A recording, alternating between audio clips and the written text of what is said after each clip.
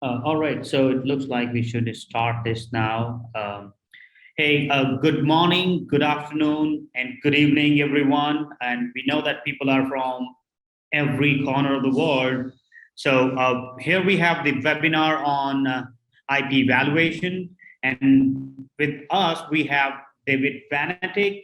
Mr. David Vanetic is a world-renowned authority on valuing emerging companies and intangible assets, particularly patents.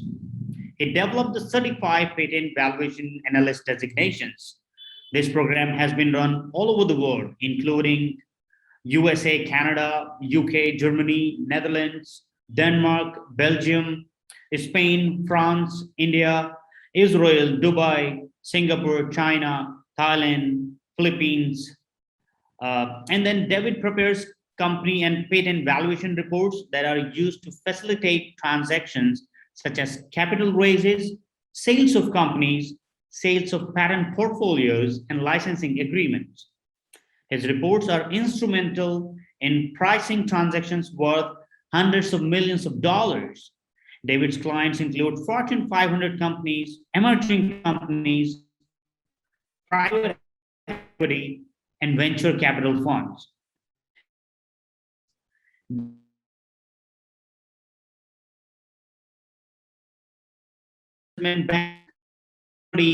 In selling middle market companies in a wide area of industries to operate companies and to private equity funds and their portfolio companies. Jerry Merritt is also active in effecting capital raises at the B round and beyond.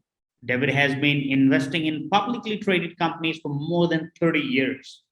Much of his research and investment focus is directed towards Israeli companies. So here we have David, the $1 million master for valuation. David, the floor is yours.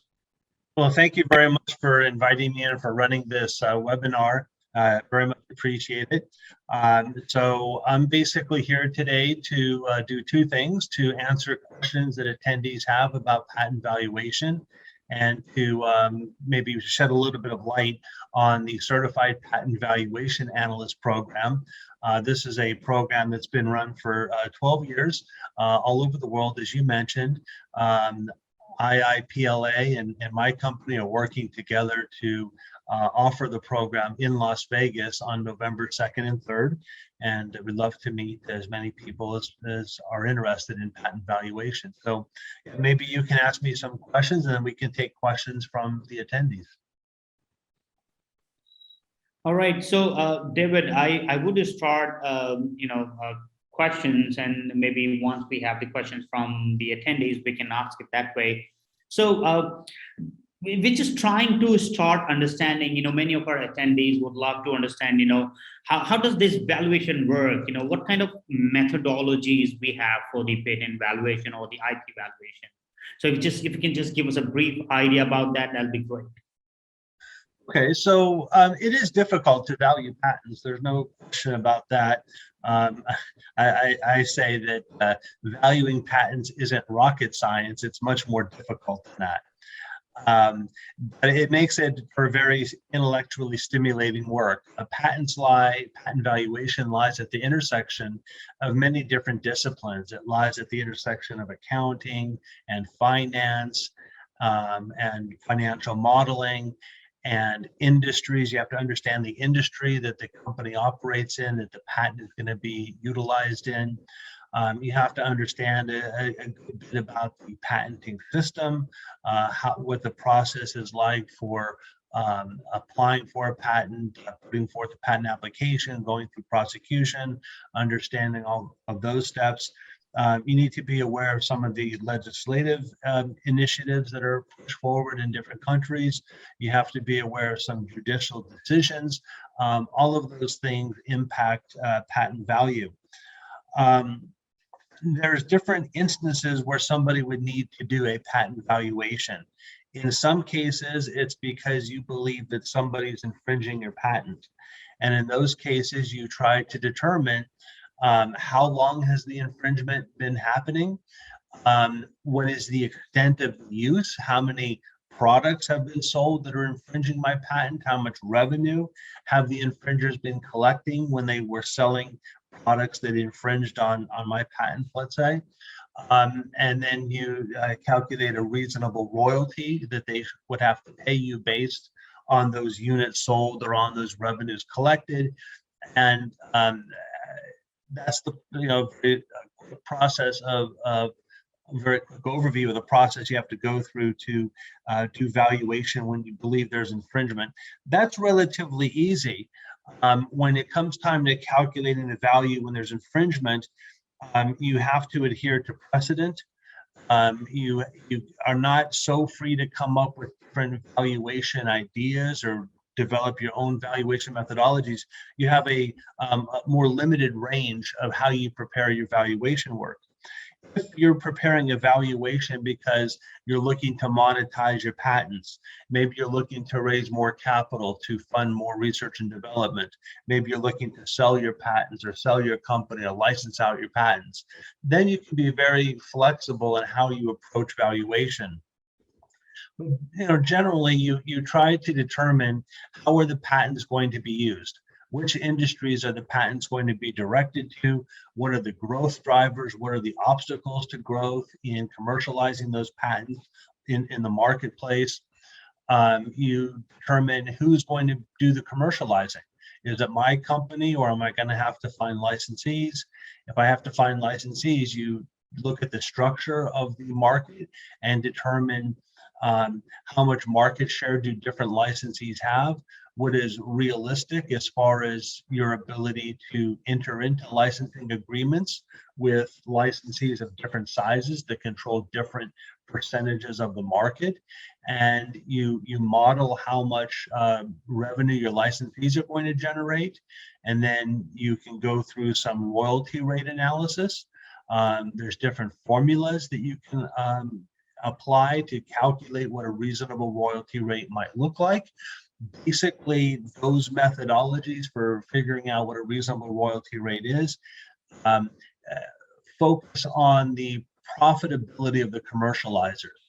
So very basically, you say if my licensees are making very, very lucrative margins, they can afford to pay me a higher royalty rate.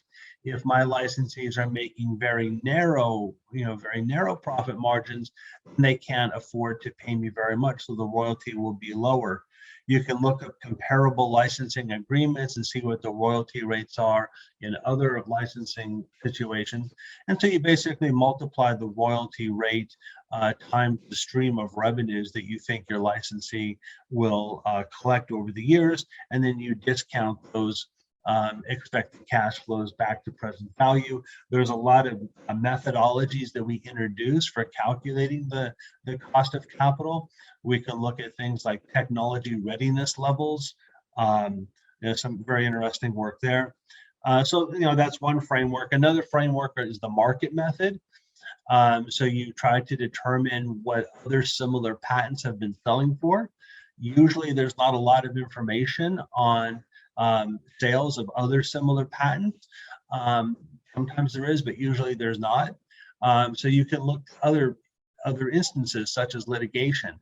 So if there's a precedent where there's litigation surrounding earlier similar patents, you can determine how much they collected from their assertion efforts, their litigation efforts, and that can give you some benchmark as far as what your patents are worth.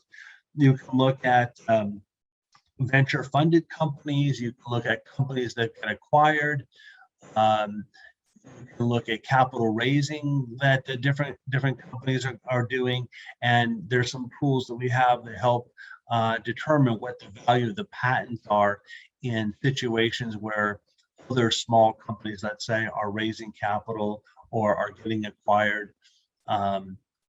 So those are some ways. And then there's other methods that are more sophisticated, like Monte Carlo method or binomial lattice or Nash equilibrium. You can also look at a patent as an option. So you can say, look, I have this patent. I may not do anything with it. I don't have to do anything with it. I may decide to do nothing with it. I don't have to commercialize it or license it or litigate it or sell it. I can hold it, and maybe in a few years it will be worth a lot.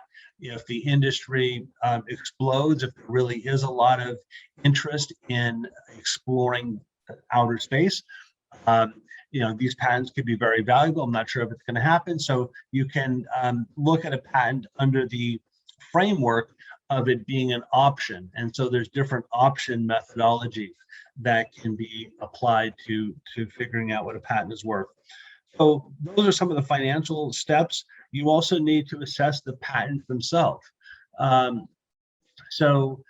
You look at a lot of different metrics. So we have, I developed something called the Patent Valuation Gauntlet, which has about 900 questions that an analyst can ask relative to the patent. So you can look at the claims, for example, how broad are the claims, or how narrow are the claims, or how much amendments happen to the claims during prosecution.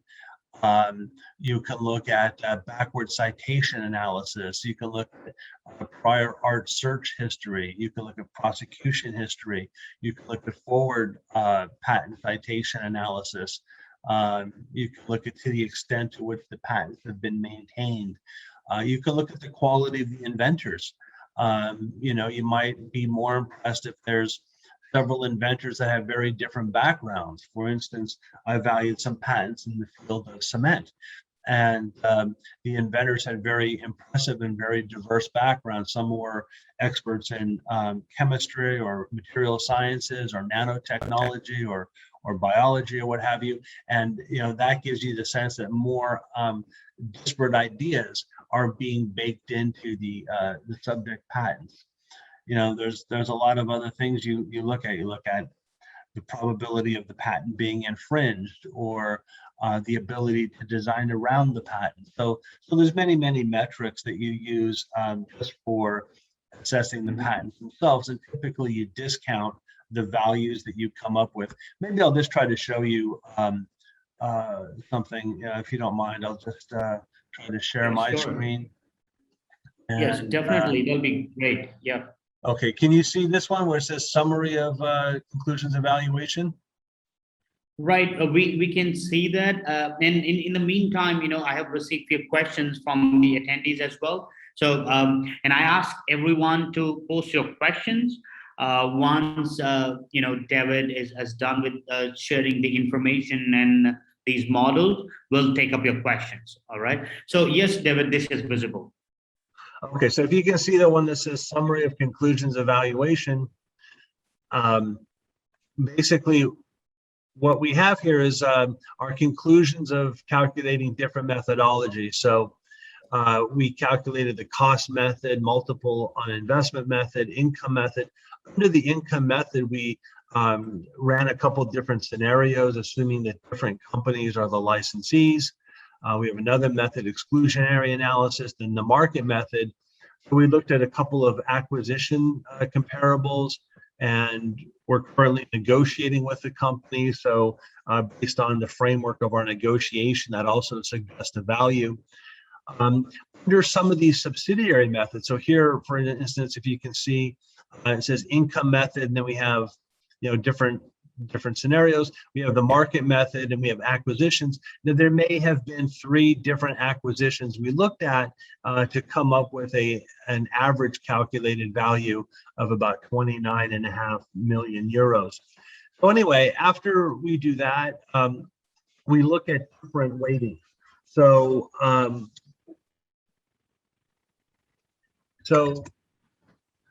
perhaps I'm not so comfortable with the cost method, or I'm not that confident in the numbers that I was able to get for the cost method, or maybe I just don't think it's that relevant. So I weight that at a low weighting of only 1. Maybe I feel very confident in my income analysis. I think I have very good projections, and so I might weight that one at a higher weight.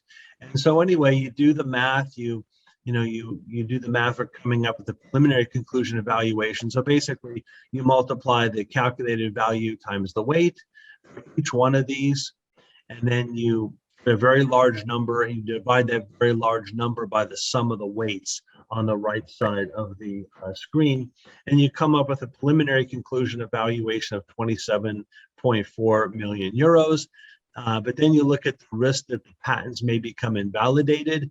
So if there wasn't much prior art searching going on, or not very much prior art disclosed, or it's a very well-funded industry that lots of capital is going into, and because of that, it's reasonable to believe that other people are coming up with ideas and publishing their ideas, and maybe we didn't capture all of that.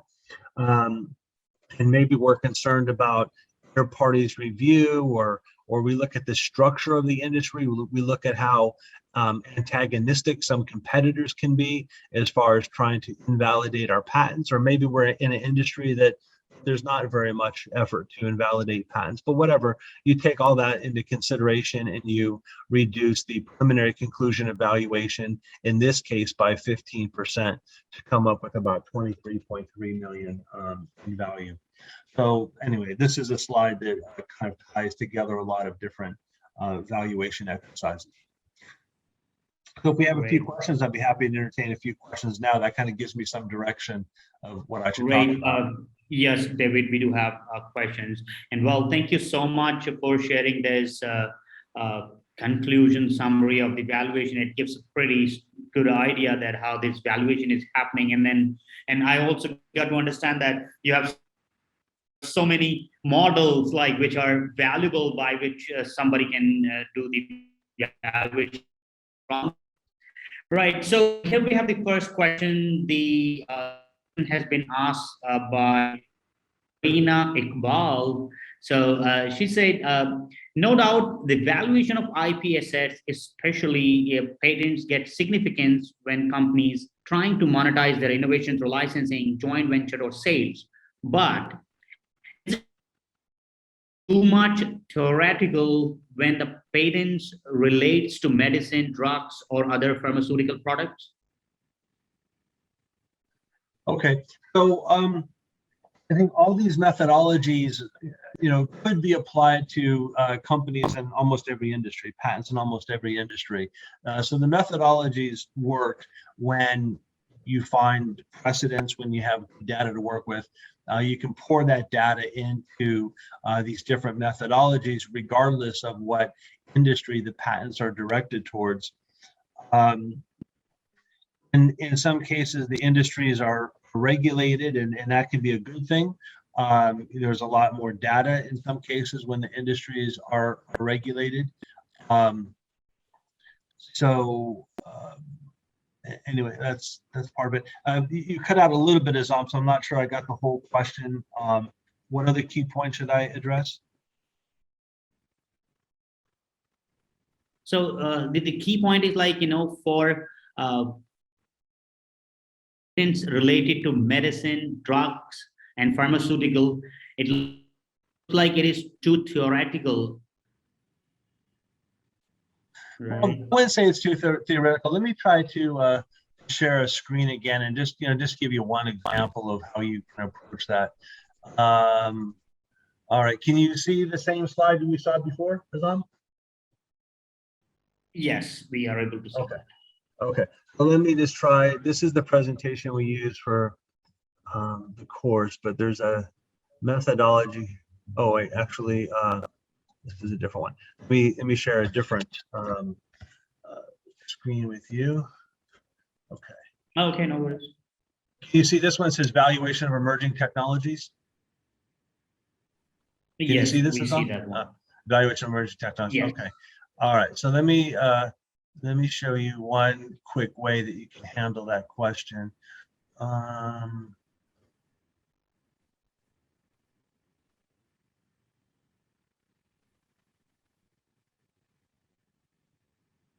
Okay.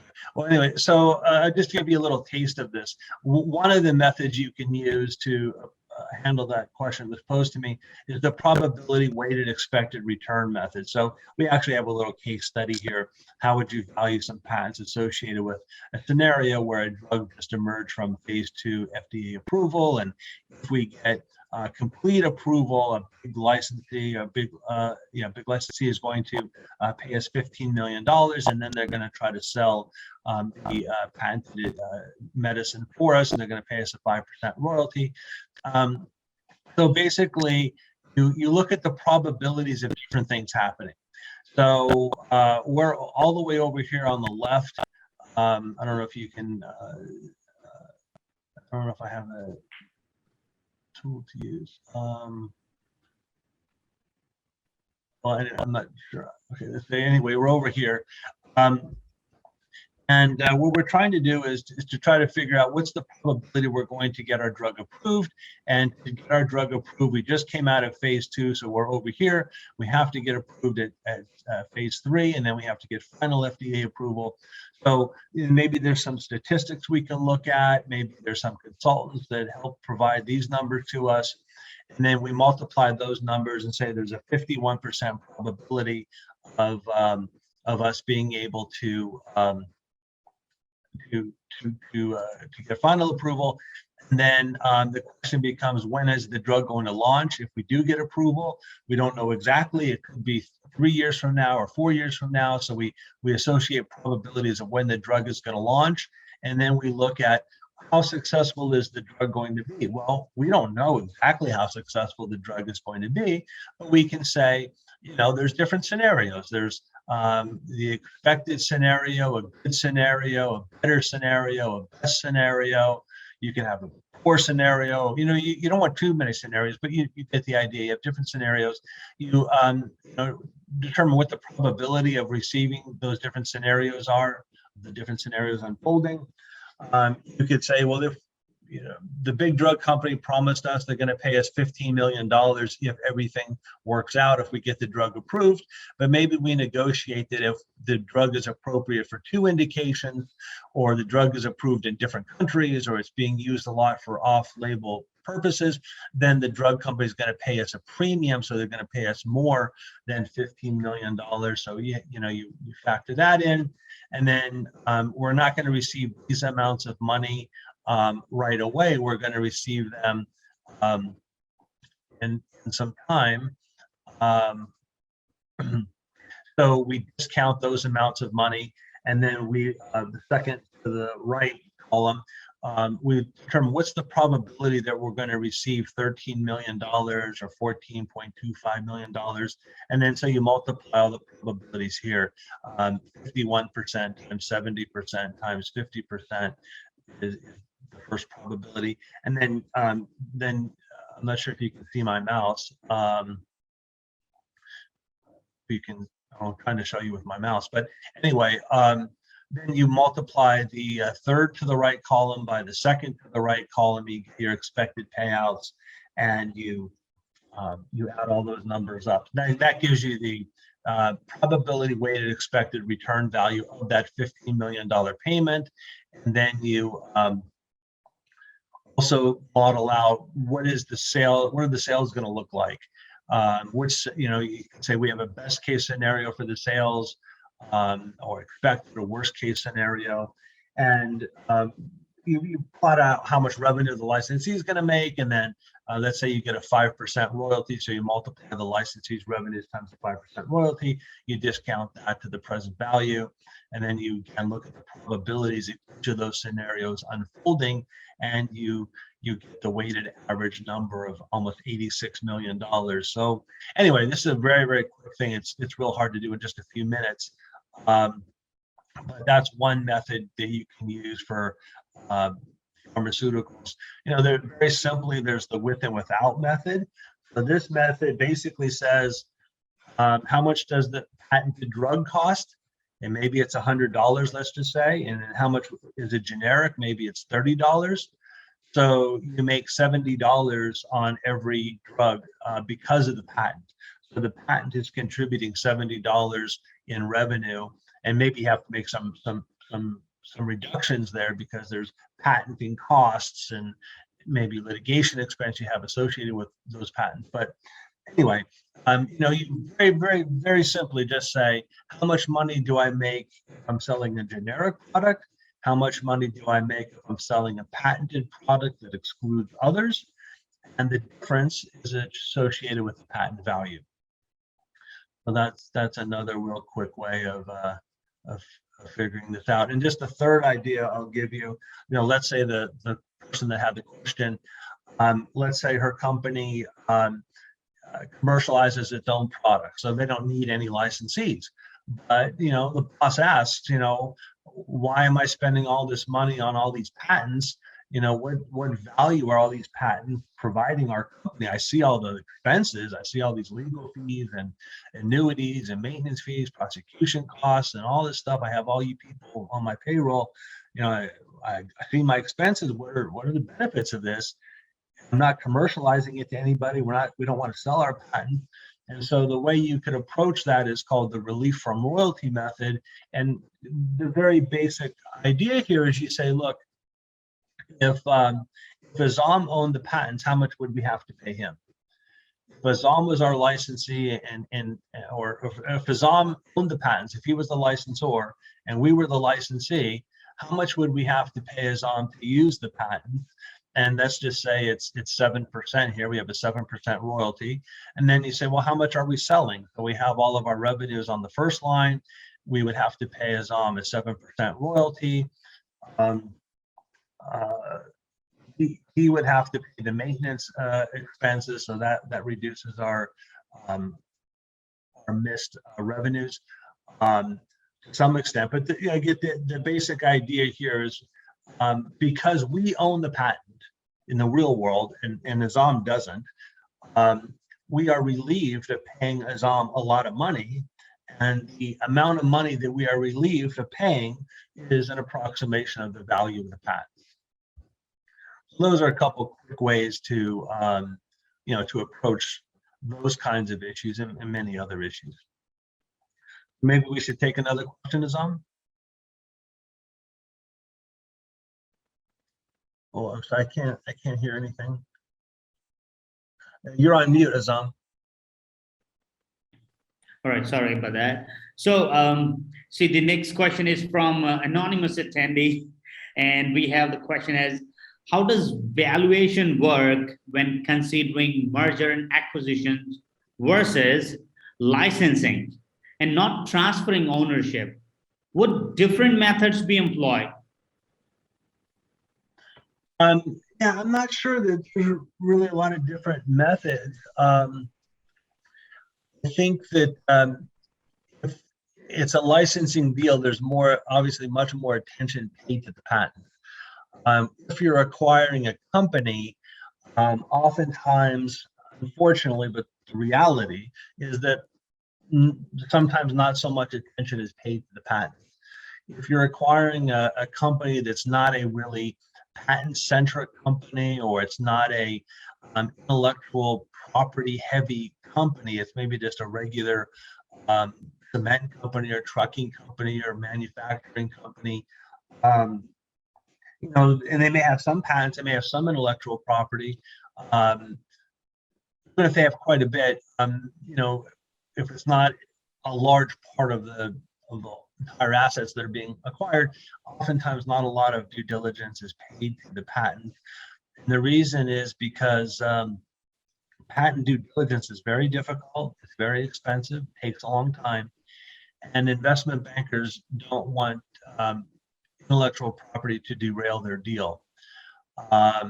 So oftentimes, a patent due diligence is the last kind of due diligence that gets done in an acquisition. So all the other kind of due diligence goes first, the personnel and the legal compliance and the pension accounting and real estate issues and tax issues and operations and product surveys and all this kind of stuff. That's the things that are focused on. And the M&A managers at companies, they say, I don't want to spend a lot of money on patents if one of these other forms of due diligence is going to dissuade me from doing the deal. So if I find out that there's some tax liabilities or pension liabilities and I no longer want to do the deal, why do I need to spend a couple $100,000, doing all kinds of patent due diligence? So let's push that at the end. So anyway, that's that's kind of the difference. But once you get into the mechanics of it, the methodologies work well for those scenarios. I do this all the time, and I don't have a list that I only apply to licensing and a different list that I only apply to acquisitions of patents or companies. All right. So, David, we have another question from anonymous attendee again. So, how would valuation work for knowledge acquired from the traditional knowledge or the indigenous people? Does that even count? Well, yes, not all intellectual property is in the form of patents. Many times what is learned, breakthroughs that are learned, or little secrets of making a better manufacturing process, or that kind of thing. They're not patented. They're left as trade secrets or just general know-how. So you can use many of the same methods for valuing trade secrets. We also value trade secrets. Of course, it's often a lot easier to value trade secrets because you don't have to do any of the patent specific analysis, which is hard. It's hard evaluating claims and going through the prosecution histories of different patents all over the world and looking at how much prior art is produced, how problematic the prior art is, and all of that kind of thing. Basically, if we mentioned the with and without method. So that method could be used for valuing trade secrets. So if we're looking at a company and they have the lowest cost of production, we could say that much of the lowest cost of production is because they have some proprietary techniques. They haven't patented them. They're left in the form of trade secrets. But they're getting 20% more margin than all the competitors.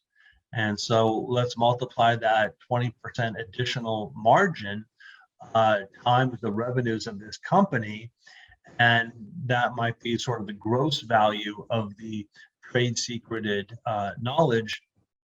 Maybe we need to discount that to some extent because information is becoming more diffused, and competitors may learn how to do those same kinds of steps, or come up with better manufacturing techniques, or somebody could divulge the trade secrets, or somebody can misappropriate them. So so you put some kind of a discount on the gross value of trade secrets. All right. So, David, we have another question from Joe Grekowski. The question is, how do you factor in the size of patent portfolio? It looks like patent brokers don't look to acquire a single patent. So that's like a good question in the perspective of an individual inventor as well, who doesn't have a portfolio. So what do you think about that case where the portfolio is not there? Yeah. Okay. So as I showed you on the first slide that I shared, usually you do all your analysis. You have many different exercises that you undertake to come up with valuation, and then you take a weighted average number, and where is just trying to find it 1 second. Oh, here it is. Okay, so anyway, I showed you this. Now we have a lot of different steps here, and then we come up with our preliminary conclusion evaluation. Then we have a patent invalidity discount. So if the patent portfolio is large, then the discount typically shrinks. So if we have multiple patents covering a product, if we lose any one of them, it may not be that catastrophic. We still may have a lot of different weapons to exclude others from producing something similar to what we have. So generally, the more patents you have, the smaller that invalidity discount becomes. There are cases where having one patent can be very valuable. So if there's litigation going on, let's say two companies are, one company is suing the other for patent infringement. The one that's being accused of a patent infringement might want to countersue. And so if you have a patent that the plaintiff is using to sue the defendant with, and that the plaintiff is infringing your patent, the defendant might want to pay you a lot of money right now with a lot of urgency to buy that patent so they can take that patent and countersue the plaintiff. And litigation is very expensive. Forget about damages. Many times you don't win, but just avoiding litigation is worth a lot of money. And then if you really do pursue asserting that patent against the plaintiff, and maybe you get significant damages, but that's an instance where only one patent could be necessary to sue the plaintiff with. A lot of litigation, the judges don't let you sue on dozens and dozens and dozens of claims. You have to be very selective and choose your best ones. So the best patent could be worth a lot. Typically in most sales, it's probably a bell-shaped curve. So if you have only a couple patents, you're probably not going to get a premium on those patents because it's not efficient, just to sell a couple patents. It's difficult. There's fees involved in selling patents, so not efficient to sell just a couple. And there's always a risk that prior art could invalidate at least one of them, and that's a big percent of a portfolio of 2 or 3. Also, when you sell too many patents, typically the price per patent starts to go down again because the buyer is saying, well, not all these patents can be great. We're sort of buying these at wholesale prices, not at premium prices. So maybe the bell curve is something like, not much value for 2 or 3 patents, but then as you start to sell maybe 8 to 12 to 15 patents, you get pretty good value per patent. And then maybe after 15, you see a degradation of value per patent. Okay. So, David, we have next question from Alexander Balinsky. So how you can value patents and emerging technologies? Why are not yet, for example, forward citations? Mm-hmm. Well, yeah, if you're looking at a very, very young patent or just a patent application, then it hasn't, it's not old enough to have received forward citations. And one of the metrics I use, I have this built into my Excels, is the number of forward citations relative to the age of the patent. So it takes that issue into account. So in other words, we would expect an older patent, one that was published 15 years ago, we would expect that they have received more forward citations than one has only been published a month ago. Similar, while I'm on this track, a similar exercise we do is looking at forward citations collected by the inventors relative to the age of the inventors. So in other words, we would expect that a 62-year-old inventor should have more forward citations associated with his patents than an inventor that's 22 years old. So anyway, those are a couple little ratios that I think are interesting. Anyway, so back to the question, how do you assess emerging companies? So forward citations are great. They're a great criteria to look at, but of course they're not the whole picture. You can look at comparable companies, and you would be surprised. Venture capitalists tend to invest in the same type of companies to a large extent. So we see that material sciences is doing very well, and we see that electric vehicles and batteries and battery charging stations, that's very popular. So it's not just one company there. There's many companies. And not all the emerging companies come from the United States. Sometimes you have to look outside of your home country. You have to look to Israel or Europe or Canada, or Australia or Asia, wherever. And and you find comparable companies, and you can look at their valuations and try to determine what your company is worth relative to those valuations. Let me just try to find something else while we're on this topic. So, David, we have quite a few questions now, like maybe 11 pending questions, and I also have few questions for me, and I haven't got a chance to ask them. And then we are running short of our time, like we are just 15 minutes to complete this webinar.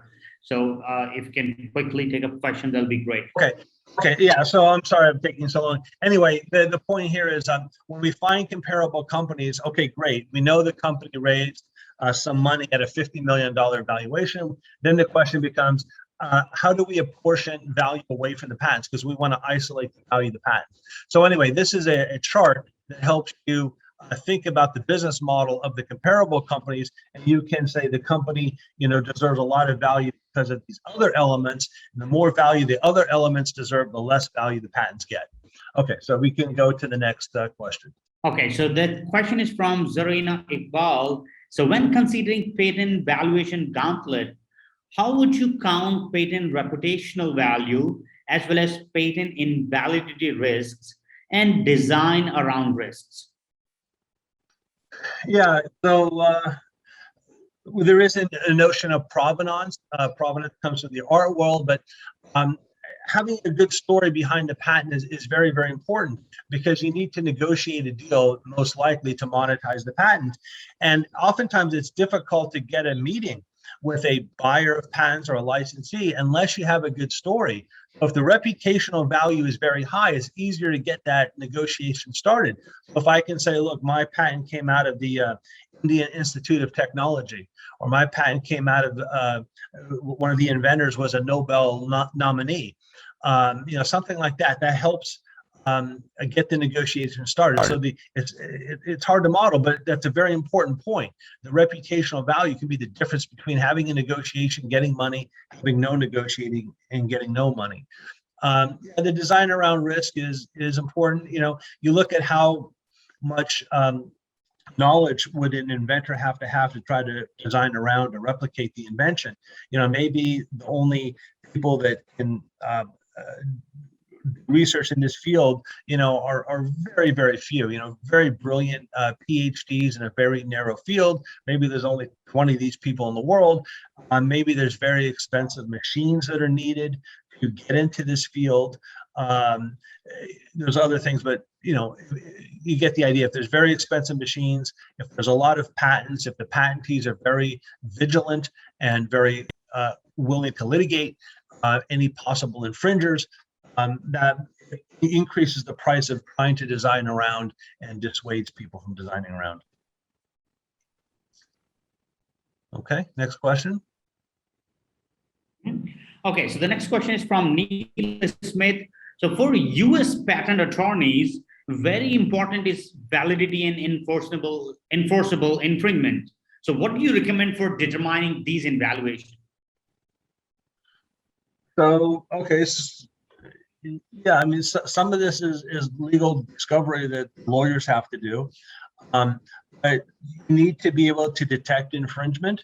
Sometimes it's very difficult to detect infringement. If there's an algorithm that's buried deep inside of a server, or deep inside of a software that's in a tank that's on a military base that nobody can really see, very, very hard to detect if somebody's infringing that patent. In another case, if it's very easy to detect infringement, such as app companies have manuals and guides, how to develop apps that will work on the Apple App Store and stuff like this. And sometimes sentences in those manuals look like they are cut and paste of claims. So anyway, there's different degrees of difficulty of detecting infringement. You have to prove there's infringement. And once you prove that there's infringement, then the exercises are not as difficult to determine the extent of the monetary infringement as are the cases when you're trying to commercialize, monetize patents. I'm not sure if I got all of the points there or not. If you want to rephrase it or ask the next question. Right. So the next from Alexander Belinsky. So the question is, how would you factor the possibility of change of patent law? For example, if 101 changes, the eligibility of the patent will change. How that we factor that in? So in those cases, it's difficult. You don't know the future. Nobody knows the future. There's more of a risk. You can look at preceding cases and see which way patent law is going. So maybe 5 years ago we were more concerned about inter partes review risk. That would make a lot of patents ineligible. The previous full-time director of the USPTO was, I think, very, very good and reduced the ability to push forward inter partes review challenges. So we're less concerned about that. If patents were written in contemplation of damaging decisions, so if we're looking at a patent as a 101 issue, we would be more comfortable if the patent was drafted and filed after the Alice decision. Because if we know nothing else, we would think that, well, the lawyer that wrote the patent knew about Alice, and he tried to structure it in such a way that he would be congruent with the Alice decision. If a patent came out or if a patent was filed a few years before the Alice decision, we would be more concerned about 101 risks. All right. So the next question is from Isaiah Monari from Tanzania. The first question is there any international standard on IP valuation? And second, the second question is there any body which certifies for the yours makes much more sense over here. Okay, so the Certified Patent Valuation Analyst program has been run for 12 years all over the world. We have 250 testimonials on our website, cpva.info. We got a lot more, but privacy laws, our lawyers told us not to put people's emails on the website anymore. But anyway, we've run this all over the world. Very fine people have taken the course. I think to some extent that CPVA is an international standards. We have people from WIPO taking the course as we speak now. There's not really any one international standard. There's really nobody that I think is capable of sanctioning this. Even if you look in the United States, the USPTO won't do this. They just won't get their hands involved in telling people how to value patents. And then, who else would know? Who else would know so much about patents? You can go to the Department of Education, but who in the Department of Education knows so much about patents that they can say, these are the prescribed methods? And in most cases, you're free to think outside of the box. You're free to do your analysis the way you want to do your analysis, because at the end of the day, you're going to have a negotiation.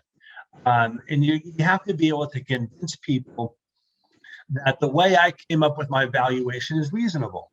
This is a reasonable approach, reasonable methods. I applied them with integrity. And, this is what I think the value should be. So I think it's a bit self-regulating in that regard. All right. So next question is about the standard essential patents. Is there any special method to evaluate them? Yeah, I don't have a lot to say about that. But what we do have, we have a lot of electives, a lot of elective webinars that are run by experts in their fields. And several months ago, we ran an excellent program on valuing standard essential patents. It's only an hour and a half, so it's not a lot of time and not a lot of money. I recommend that if you want to learn about valuing patents, that's an excellent source to go to. This gentleman from Connecticut did a fine job of explaining how to value standard essential patents. I can't do it in just a couple seconds. He has some case studies up there as well. All right, next question is on.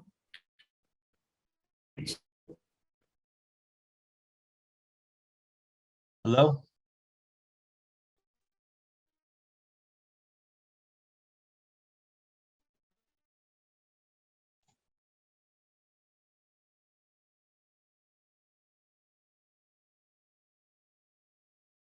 our team members can get back to you.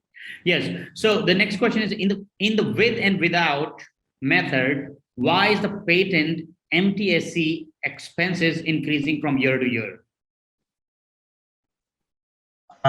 So I don't have that in front of me right now. I don't know what was increasing. What was increasing? So why the patent expenses increasing from year to year? So there is some patent MTCE expenses. Okay. Costs.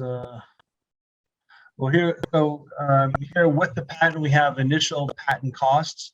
We have So to pay that's our like lawyers. patent maintenance expenses, I guess. Patent Yeah. maintenance So, expenses that is increasing. yeah. So a couple years after, you know, we get the patent issued. I don't. It's just a hypothetical example. You know, but if it's only the United States, you know, 3.5 years after the patent is issued, we have to pay a maintenance fee. So that's our maintenance fee. If it's a larger patent portfolio, we have to pay annuities and maintenance fees for different patents all over the world. Then you would have more consistent patent costs on an annual basis. Okay. So the next question is from Dr. Georgie Filippo. So his question is, after finishing the course, the students will receive a diploma for certified patent valuation analyst. So in which countries this diploma shall be recognized by the court authorities? Well, yeah, so you do get a certificate diploma indicating you've completed the course. If you take the quiz and you pass it, that will also be noted on the directory of our CPVA website. You know, again, there's no international body that you know, recognizes this. You know, a lot of people that testify in court use this. A lot of damage professionals have used this. Some damages only firms have sent many people to take the course, and they put forward the credentials in court. I mentioned we have people at WIPO itself that are taking the online version of the course as we speak. We've had people from the USPTO and EPO and different patent offices. And my partner in Singapore is part of the Patent Office of Singapore. They have their own educational division. It's called IPOS. And they're my partner. Like Azam is my partner in many parts of the world. My partner in Singapore is the Singapore Patent Office. And a similar situation in other places like Hong Kong and China. We ran our course at the Intellectual Property Training Institute in Beijing right before the pandemic started. Well, anyway, I mean, it's not. It's just not one body. It's you know, it's also what you learn. It's important. All right. So next question. yeah, Joe, this is from Joe Greco again. So how do you factor in the willingness of a potential licensee? For example, in an RFR model, you need to assume there will be a potential licensee. There are many early stage tech companies that exist to develop patent technology and processes in hopes to license the product out, but they never end up succeeding. If there is no willing buyer license in the market, the value should be zero, assuming no litigation award. So that's.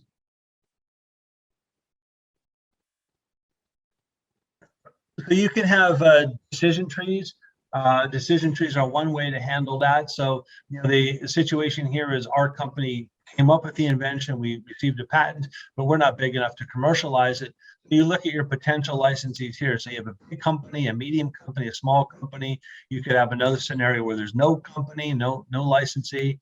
And then you, again, we only have a couple seconds, but you know, you're trying to figure out what's the probability of my being able to close a licensing agreement with these different companies. And then if I close a licensing agreement, how likely is it that they're going to do what they need to do to achieve their maximum potential? Even if I have a license agreement, doesn't mean that anybody's going to make any money. The licensee might drop the ball and never do anything. So we might say, look, I want to get a sense as to how likely it is they're going to do the further research to refine the product. How likely is it they're going to put manufacturing facilities in place? How likely is it that they're going to invest in marketing and sales? And then, you know, You add up all those probabilities and then you multiply that against the maximum potential, and you get a probability adjusted of what the value is for working with a particular licensee.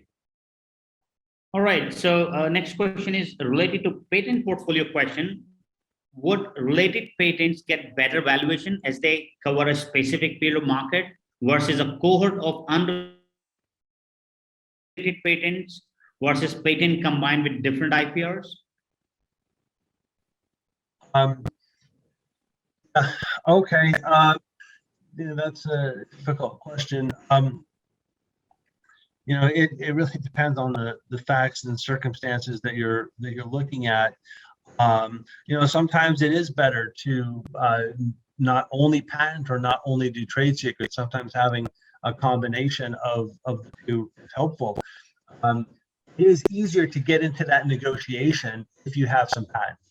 If you only have trade secrets, it sounds funny, but the licensees and buyers, they don't really see trade secrets being tangible the way patents are. I know patents are intangible, but still, the connotation is that there's a piece of paper with a stamp on it from the USPTO that says you have received a patent. So, having the patents makes it easier to get a licensing agreement. You can reserve the most proprietary things in a trade secret and maybe charge a higher value for that. Trade secret lasts forever, theoretically, if nobody figures it out or it's not misappropriated. So you can have a stream of revenues coming in for a very long time if you have some of the value in the form of a trade secret versus a patent. So there's some benefits of having a combination. The downside of apportioning some value to the trade secret is that if you do get into litigation with your patents, you've sort of already set a precedent or limited what the recovery could be in terms of royalty rates, because only a portion of it's for patents.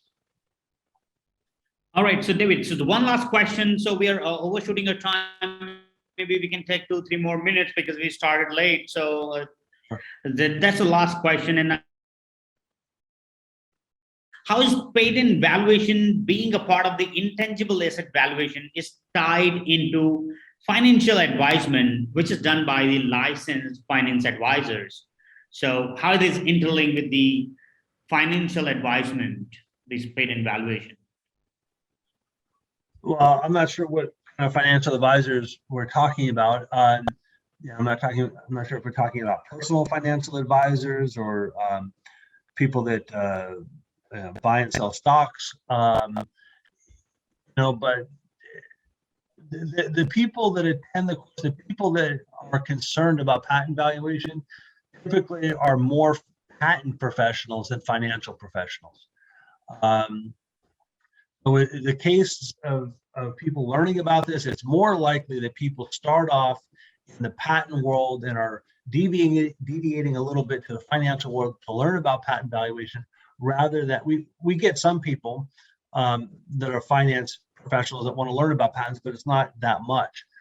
So similar to the investment bankers I told you about, to kind of sweep patent issues under the rug because they don't want these issues to pop up and derail the deal at the end of the negotiations.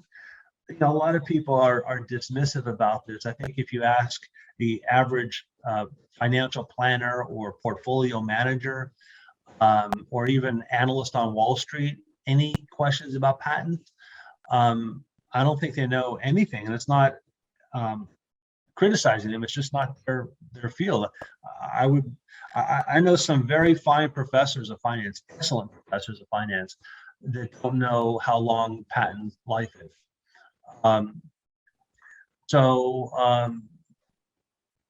Yeah, it's a difficult field. Right. Yeah. Yeah, I understand that the financial guys would have less understanding of this patent valuation thing. But yes, David, I have one last question for this whole program. So we understand that we have a CPVA program in Las Vegas, and we're just trying to understand what are the prerequisites necessary to attend this CPVA program. So, people come from different backgrounds. Many of them do have a good background in patents, so that's not an issue for them. hopefully you have seen an Excel sheet before. Hopefully you've seen a spreadsheet, a projection, a little bit about how Excel works, the difference between revenues and costs, and what royalty rates mean, and some understanding of what cost of capital is. So, if you just know the basics of finance, I think you'll be fine. We give out the Excel sheets, so you'll have the Excel sheets with all the methodologies and models built into them. So in case you don't understand everything the first time, you can look at the models, and they're live. You can go into the cells and see the formulas. So just some minimal understanding of finance would be helpful. Just understand what Excel looks like. But I think most people on the call have a good background in patents, so they already know a good bit. In some cases, they know more than me on specific things in different countries and so forth. Great. Well, thank you so much, David, for this valuable presentation. And I'm sure that many of our attendees would have learned so many tricks about the patent valuation. And now, I understand that, to get deeper into it, we probably will have to go for the Certified Patent Valuation Analyst program. And the one we are running is at Las Vegas on November 2nd and 3rd, just before the IIPLA annual conference in the US. So I request our attendees to join this program. If you want to meet in person with David Vanity and learn the valuation techniques right from him. So if you cannot attend, so we have another solution where we can help you in learning these valuation techniques online. So David also has this online program. You can as well. You can get in touch with IIPLA team and get access to these online courses or registration to the CPVA Las Vegas program. And I thank everyone for making this webinar a successful one. We had a very great audience, which made this whole webinar very interactive. And of course, David did a wonderful job. And I thank everyone, and you have a good rest of the day or the night. Thank you so much. Take care. Bye-bye. Yes, thank you again. I really appreciate the opportunity to speak to everyone. Thank you. Bye-bye. Take care.